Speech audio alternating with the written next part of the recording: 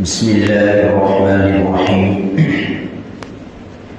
الحمد لله رب العالمين والصلاة والسلام على سيد الأنبياء والمرسلين وعلى آله وصحبه ومن تبعهم بإحسان إلى يوم الدين.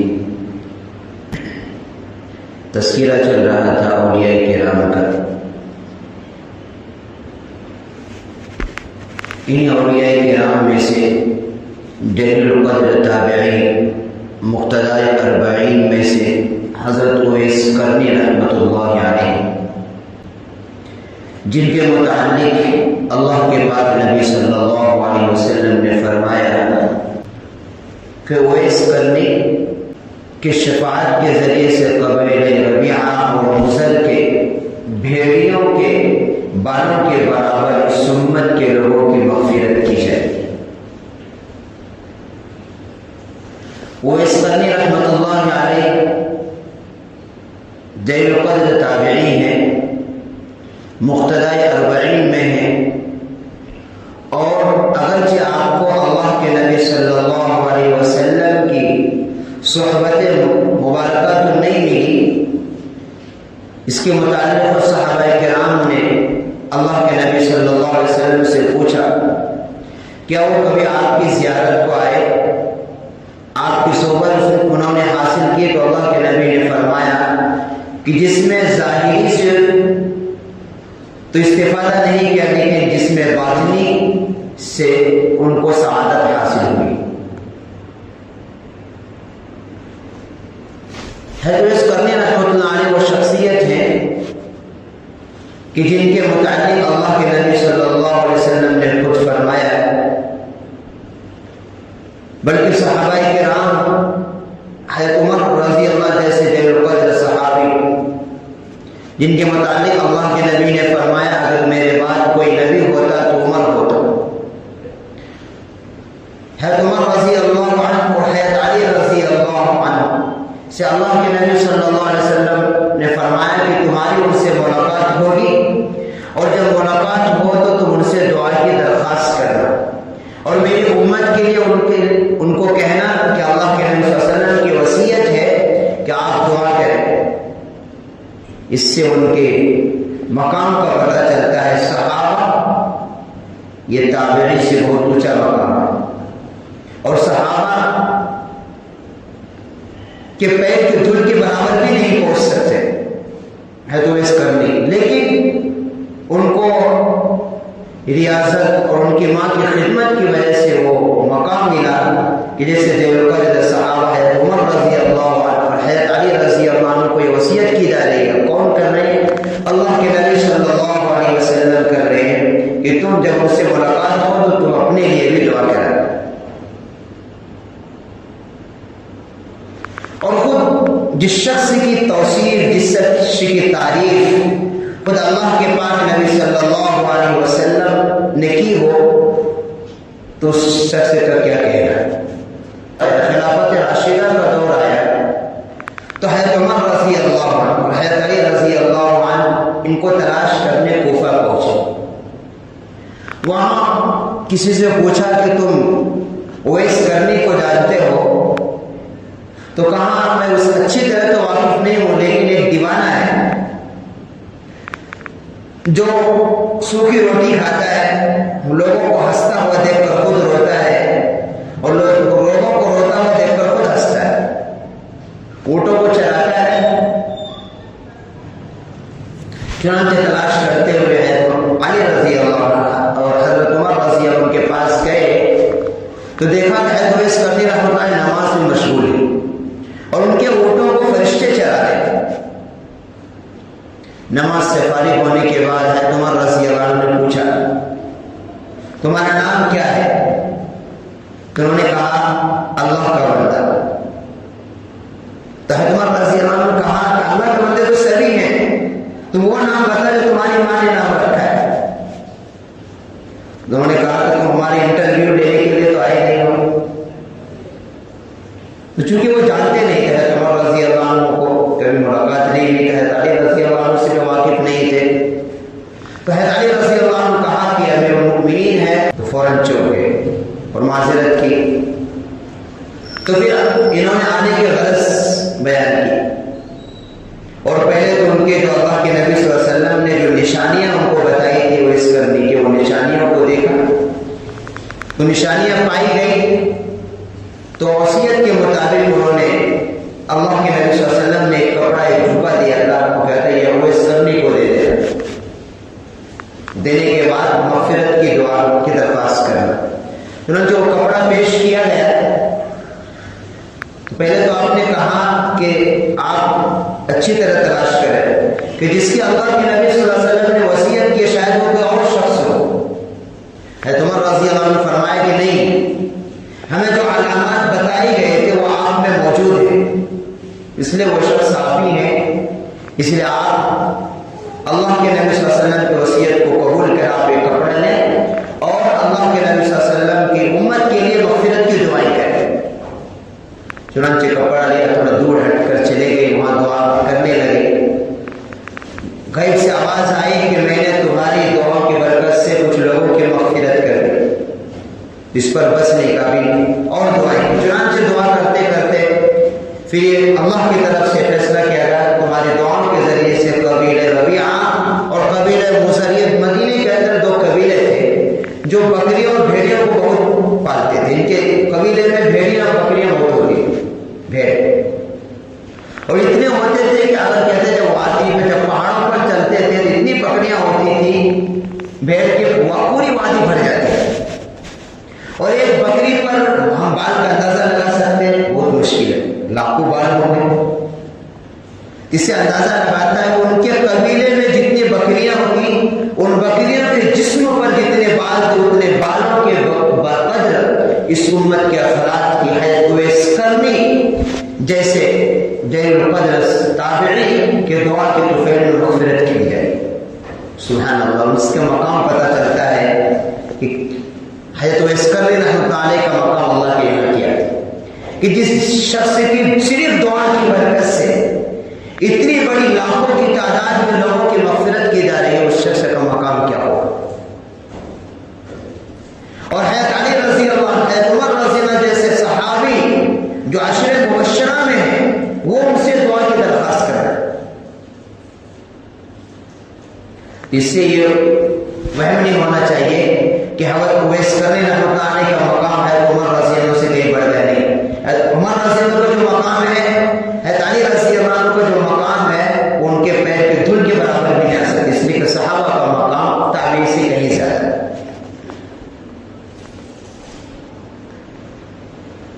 اور قیامت کے دن روز محشر میں 70,000 فرشتے ہے اویس کرنے کی تشبیہ میں ہوں گے، شبہ میں ہوں گے، یعنی ان کی جیسے شکل میں ہوں گے، اور پھر ان کو جنت کے اندر داخل کیا جائے گا. وہ کیوں؟ اس لیے کہ انہوں نے جو ریاضت، جو مجاہدے کی، جو عبادت کی وہ چھپ کر کی. ان لوگوں سے چھپ کر رہتے تھے کہ لوگ مجھے برگزیدہ نہ کہنے لگے، اپنی عبادتوں کو چھپایا کرتے تھے.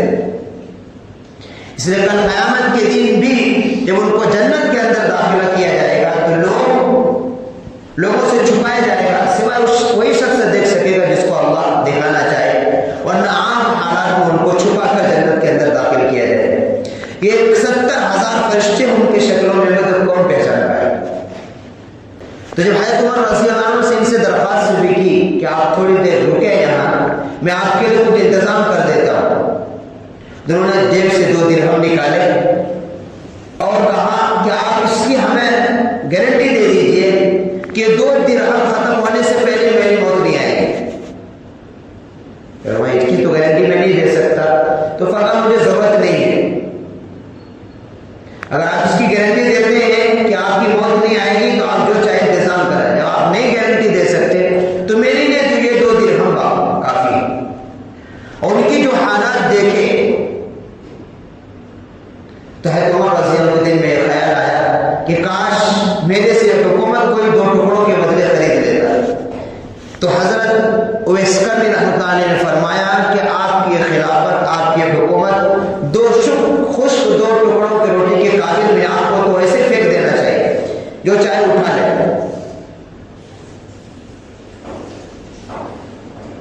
یقیناً جس شخص کے دل کے اندر جب اللہ کی محبت بیٹھ جاتی ہے اور آخرت کی فکر جب بیٹھ جاتی ہے، پھر اس کے سامنے دنیا جو ہے ایک ٹکڑے کے برابر بھی نہیں دیتی۔ دنیا کی ساری لذت اس کے سامنے بالکل کوئی حیثیت نہیں رکھتی۔ وہ اس کرنی رحمۃ اللہ علیہ کہ اللہ کے نبی صلی اللہ علیہ وسلم کی زیارت نہ کرنے کی دو وجہ بیان کی گئی۔ ایک تو یہ تھا کہ ان پر غلبہ حال تھا اور شریعت کا ادب بہت تھا، اور اللہ کے نبی صلی اللہ علیہ وسلم کی منشا بھی نہیں تھی، بلکہ بعض روایت میں آتا ہے کہ ایک دو بار وہ آئے بھی تھے، لیکن اس وقت اللہ کے نبی صلی اللہ علیہ وسلم اس مقام پر تشریف نہیں تھے، کہیں سفر میں گئے۔ وجہ یہ تھی زیارت نہ کرنے کی کہ آپ پر غلبہ حال بھی تھا، دوسری بات تو آپ کی ایک ماں تھی جو بوڑھی تھی، مومنہ تھی، ضعیف تھی، کمزور تھی، اور ان کی سہارا، ان کی خدمت کے اویس کرنے کے علاوہ کوئی بھی نہیں تھا ان کے دیکھنے والا۔ تو یہ اللہ کی عبادت کرتے تھے اور اپنی ماں کی خدمت میں لگے رہتے تھے۔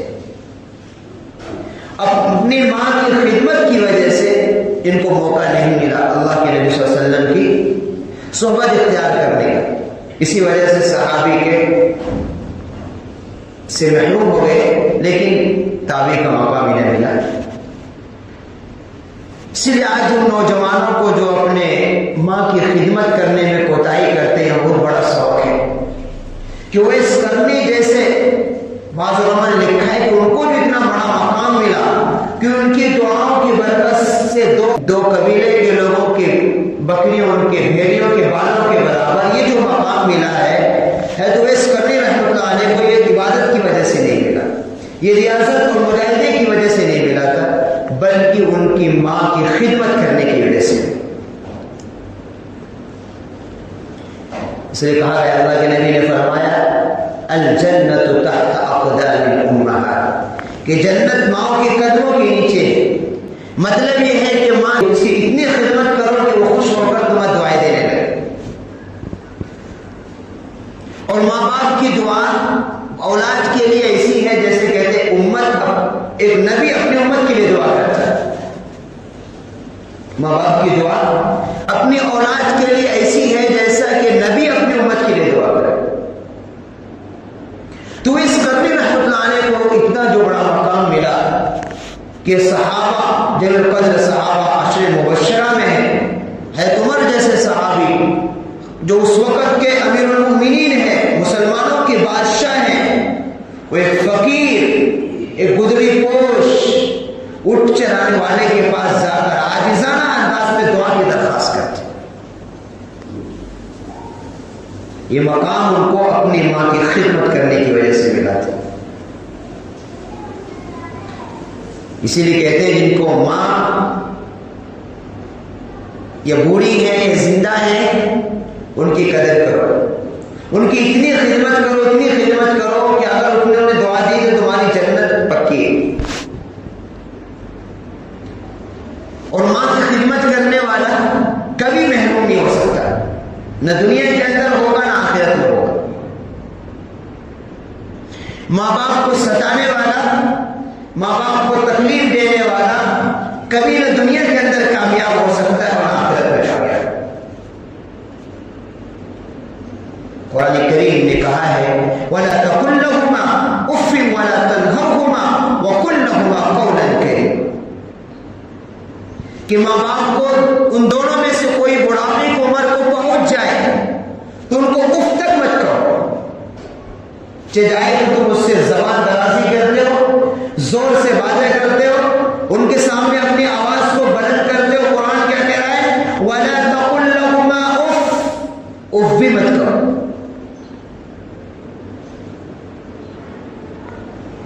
اس لیے ماں باپ کا ادب و احترام، ان کی عزت، ان کی توقیر یہ اولاد پر واجب ہے۔ ماں باپ کی دعا ہزار ولیوں کی دعاؤں سے بہتر ہے۔ کوئی شخص اللہ کے ولی کے پاس گیا، کسی بزرگ کے پاس، اور اس سے کہا کہ دعا کی درخواست کی، سو اللہ والے نے کہا کہ تمہارے ماں باپ زندہ ہیں؟ کہا زندہ ہے، کہ جاؤ ان سے دعا کرو، میری دعا سے بہتر ان کی دعا ہے۔ کون؟ اللہ کے ولی کہہ رہے ہیں، بزرگ کیا کہہ رہے ہیں؟ میری دعا سے بہتر اپنے ماں باپ کی دعائیں لو، ان کی خدمت کرو، ان کی توقیر کرو، ان کی عزت کرو، ان سے دعائیں لو، تمہاری دنیا بھی سنور جائے گی اور آخرت بھی سنور جائے گی۔ تو اس کرنی رحمت اللہ علیہ کو جو مقام ملا، اتنا جو قدر تعبیر بنے مقتدی 40 میں سے ہیں، تو ان کو جو مقام ملا ہے ان کی ماں کی خدمت کی وجہ سے ملا، اور ماں کی خدمت میں اتنا مصروف تھے کہ آپ کو اللہ کے نبی صلی اللہ علیہ وسلم جیسے مجلس میں جانے کا موقع نہیں ملا۔ اس لیے اگر ماں باپ زندہ ہیں یا گزر گئے ہیں اور اپنی زندگی کے حالات میں اپنے ماں باپ کی قدر نہیں کی، تو ان کے لیے بزرگوں نے یہ طریقہ بتایا ہے کہ ان کے جو ملنے جلنے والے ہیں ان کا جو احترام کرو۔ ماں کی بہن ہوتی ہے، خالہ ہوتی ہے، باپ کے دوست ہوتے ہیں، باپ کے بھائی ہوتے ہیں، ان کا اکرام کرو، اور جو گزر گئے ہیں ان کی مغفرت کے لیے دعائیں کرو۔ اللہ تعالیٰ تمہارے لیے فرما برداروں میں لکھتے ہیں۔ ورنہ ماں باپ کا دل دکھانے والا دنیا کے اندر بھی پریشان رہتا ہے اور آخرت میں اس کی برباد ہو جاتی ہے۔ اور کہتے ہیں بعض گناہ ایسے ہیں جن کی سزا انسان کو دنیا کے اندر ملتی ہے اور جلد ملتی ہے۔ ان میں ایک گناہ ماں باپ کو تکلیف دینے والا، ماں باپ کو ستانے والا نہیں، کہ یہ وہ گناہ ہے کہ جس کی سزا انسان کو دنیا کے اندر ملتی ہے اور جلدی ملتی ہے۔ دوسرا، علماء کو، اللہ والوں کو برا بھلا گالیاں دینے والا، اس کی بھی پکڑ بڑی سخت ہوتی ہے اور دنیا کے اندر ہو جاتی ہے۔ اس لیے جن کے ماں باپ ہیں ان اولاد کو، نوجوانوں کو چاہیے کہ اپنے ماں باپ کی قدر کرے، ان کی خدمت کرے، ان کے سامنے اپنے آواز کو بلند نہ کرے، ان سے بحث و مباحثہ نہ کرے، ان کے سامنے حجت بازی نہ کرے، بلکہ ان کے سامنے سلندر سر جھکانا۔ جو اولاد اپنے ماں باپ کی قدر کرتی ہے پھر ان کی اولاد ان کی قدر کرتی ہے۔ کئی ماں باپ سے بھی کوتاہیاں ہوتی ہیں، کئی اولاد سے بھی ہوتی ہے۔ بعض اوقات ماں باپ کیا کرتے ہیں، اپنی اولاد کو عزت نہیں دیتے، ان سے محبت نہیں کرتے۔ محبت تو ہوتی ہے لیکن جس درجے کی محبت ہونی چاہیے، جس درجے کی عزت ہونی چاہیے اولاد کی، اس لیے حدیث کے اندر اللہ کے نبی نے فرمایا اکرموا اولادکم، اپنی اولاد کی تعظیم کرو، عزت کرو، اس کو بیجا ڈانٹ ڈپٹ نہیں، بیجا ذلیل نہیں کر سکتے، اس کی عزت ضروری ہے۔ اولاد اپنے ماں باپ، ایک باپ ایک ماں اپنے اولاد کی صحیح عزت کرے اور اس کے دل میں صحیح جگہ بیٹھائے تو وہ اولاد اپنے ماں باپ کی قدردان ہوتی ہے۔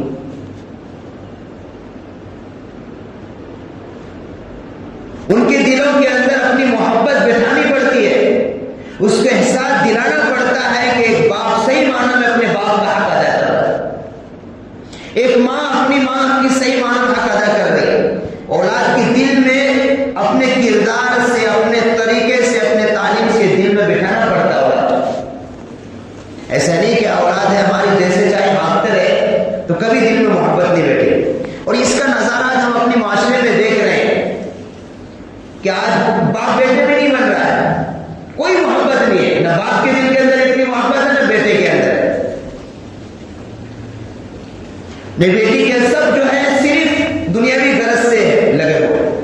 بیٹا تاک میں ہے کہ باپ، اللہ حفاظت فرمائے، باپ کیسے دنیا سے چلا جائے میں وراثت پر جلدی قبضہ کروں، نیت خراب۔ وجہ یہ ہے کہ توازن نہیں رکھا ہے، باپ کو بھی جو ماں باپ کو جو کردار ادا کرنی چاہیے تو وہ اپنا کردار انہوں نے ادا نہیں کیا، کہ اپنی اولاد کو جو عزت دینا چاہیے تھا وہ عزت ہم نے نہیں دی۔ اپنی اولاد کے دلوں کے اندر اپنی محبت، عظمت جو بٹھانا تھا اپنے کردار کے ذریعے سے، اپنے بات کی چیز کے ذریعے سے، ان کی تعلیم و تربیت کے ذریعے سے جو محبت بیٹھانی تو ہم نہیں بیٹھا سکتے۔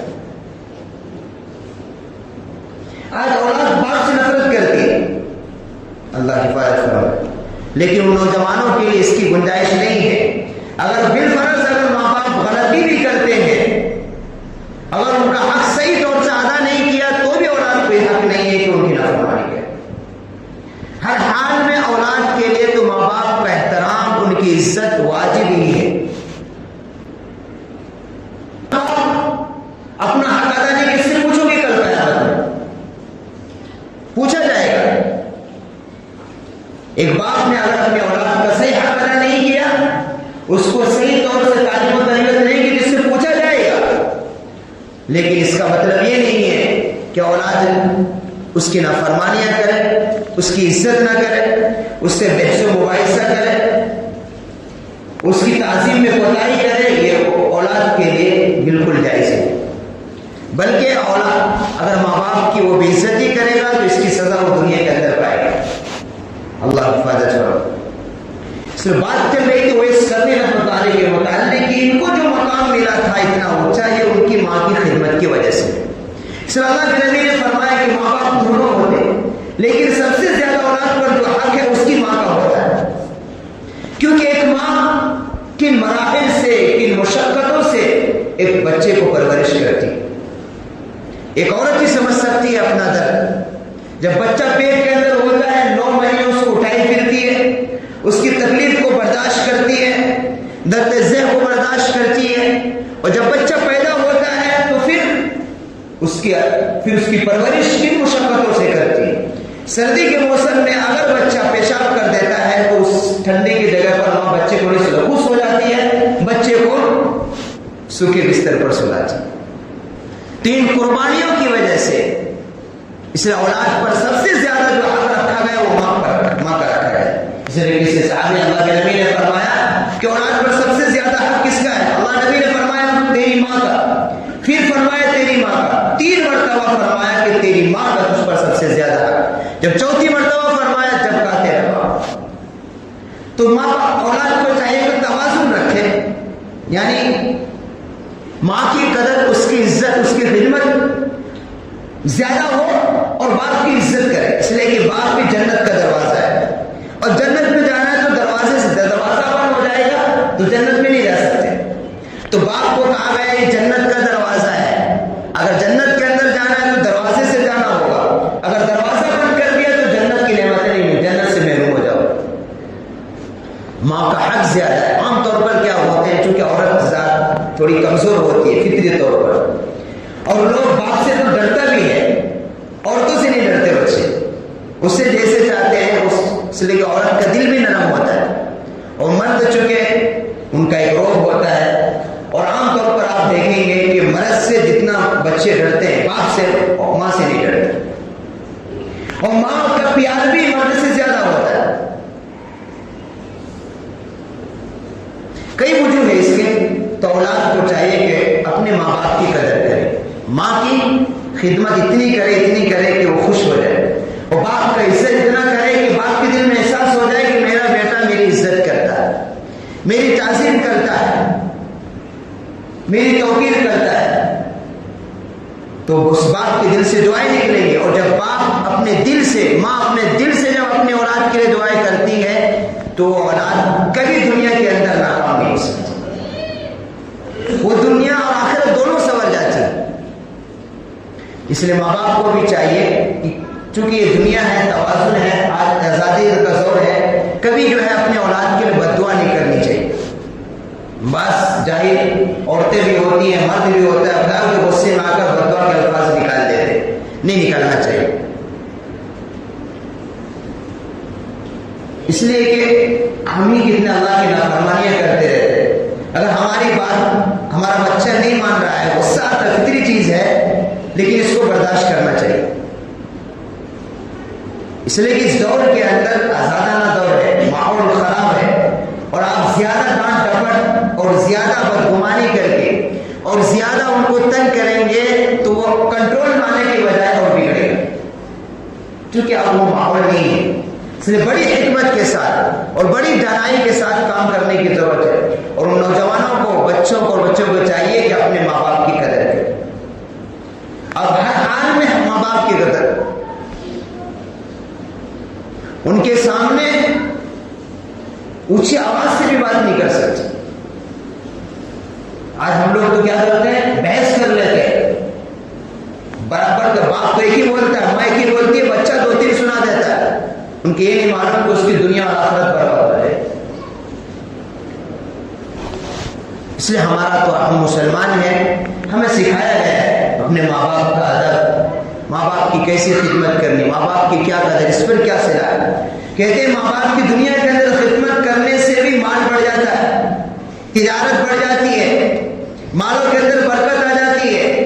اور جب ماں باپ کی بے عزتی کی جاتی ہے، اس کی ناقدری کی جاتی ہے، تو پھر اللہ تجارت کو بھی گھٹا دیتا ہے اور مال کی برکت تو ضائع